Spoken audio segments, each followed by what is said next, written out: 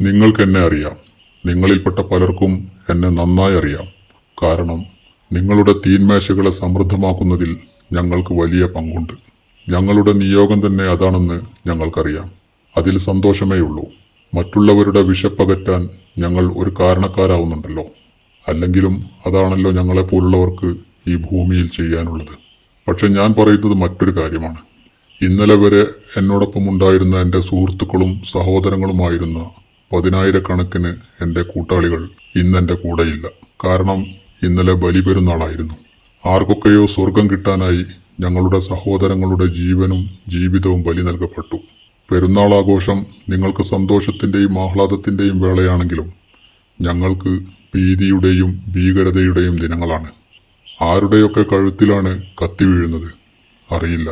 എന്നാലും നിങ്ങൾക്ക് പുണ്യം കിട്ടാൻ വേണ്ടി, നിങ്ങളുടെ സ്വർഗത്തിനു വേണ്ടി ഞങ്ങളുടെ തലകൾ അറ്റുവീഴുന്നതിന് മുമ്പ് ചില കാര്യങ്ങൾ, ചില ചോദ്യങ്ങൾ നിങ്ങളോട് ചോദിക്കാനുണ്ട്.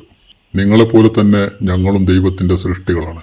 ആ ദൈവം നിങ്ങളെ തൃപ്തിപ്പെടാൻ ഞങ്ങളുടെ ജീവൻ നൽകണമെന്ന് പറയുന്നതിലെ യുക്തി എന്താണ്? ഞങ്ങൾ ജീവൻ കളയുന്നതിലൂടെ എന്ത് ത്യാഗമാണ് നിങ്ങൾ ചെയ്യുന്നത്? നിങ്ങളുടെ ദൈവം പിശാചുക്കളെ പോലെ രക്തം കണ്ടാൽ പ്രസാദിക്കുന്നവനാണോ?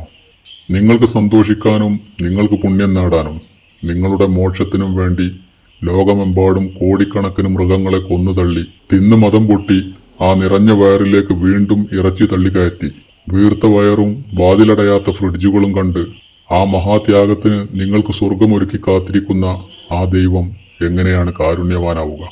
എത്രയോ ആളുകൾക്ക് ഈ മാംസം ഭക്ഷണമാവുന്നു എന്നായിരിക്കും നിങ്ങളുടെ വാദം. ഭക്ഷണം കൊടുക്കേണ്ടത് പട്ടിണി കിടക്കുന്നവർക്കാണ്.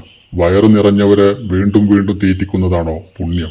ഭക്ഷണം കൊടുക്കലാണ് നിങ്ങളുടെ ഉദ്ദേശമെങ്കിൽ വർഷത്തിൽ ഒരു ദിവസം മാത്രം മതിയോ ഈ പുണ്യം? ഇനി അതല്ല, ഞങ്ങളുടെ ഇറച്ചി കിട്ടിയാൽ മാത്രം വിശപ്പ് തീരുന്നവരാണോ നിങ്ങൾ? നിയമങ്ങൾ ഒട്ടുമിക്കതും കാലത്തിനനുസരിച്ച് നിങ്ങൾ മാറ്റി എഴുതി.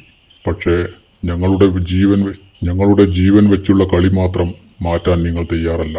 ഇബ്രാഹിം നബിയുടെ ത്യാഗം പറഞ്ഞ് പുളകം കൊള്ളുന്ന നിങ്ങളിൽ ആരെങ്കിലും നിങ്ങളുടെ സ്വന്തം മക്കളെ ബലിയറുക്കാൻ തയ്യാറാവുമോ? ഇനി മറിച്ചൊന്ന് ചിന്തിക്കുക. വർഷത്തിൽ ലക്ഷക്കണക്കിന് മനുഷ്യരെ ബലിയറുക്കണമെന്ന് ദൈവം ഞങ്ങളോട് കൽപ്പിച്ചാൽ എന്തായിരിക്കും നിങ്ങളുടെ അവസ്ഥ? അതേ ഭീകരത തന്നെയാണ് ഞങ്ങളുടെ കാര്യത്തിലുമുള്ളതെന്ന് മനസ്സിലാക്കുക. ബലിയറുക്കൽ ഒരു നിർബന്ധ കാര്യമായി ദൈവം പറഞ്ഞിട്ടില്ല എന്നിരിക്കെ ഒരൊറ്റ ദിവസം കൊണ്ട് ശതകോടിക്കണക്കിന് രൂപ ബലിമൃഗങ്ങളെ അറുത്തു തള്ളുന്ന നിങ്ങൾക്ക് ആ പണം പാവപ്പെട്ടവരുടെ ഉന്നമനത്തിന് വേണ്ടി ചെലവഴിക്കുന്നതിൽ എന്ത് തടസ്സമാണുള്ളത്? ഒരു മര്യാദയുമില്ലാതെ ഇറച്ചി തിന്ന് തടിച്ചു കൊഴുത്തു നടക്കുന്നതിനേക്കാൾ എന്നും നിലനിൽക്കുന്ന ഒരു പുണ്യകർമ്മമല്ലേ അത്? അവസാനമായി പറയാനുള്ളത്, കോടിക്കണക്കിന് ജീവനുകളെ കൊന്നു തള്ളിയ നിങ്ങൾക്ക് മോക്ഷം നൽകുന്നവനാണ് ദൈവമെന്ന് നിങ്ങൾ വ്യാമോഹിക്കുന്നുണ്ടെങ്കിൽ നിങ്ങൾ വരൂ. ഞങ്ങൾക്ക് മുമ്പിൽ ദൈവവചനങ്ങളെ വളച്ചൊടിച്ച് വികലമാക്കി പൈശാചികതയെ മതമാക്കി രക്തം ചിന്തിയ ആ കറയുമായി അന്ന് ദൈവത്തിൻ്റെ മുന്നിൽ വെച്ച് നമുക്ക് കണക്ക് തീർക്കാം.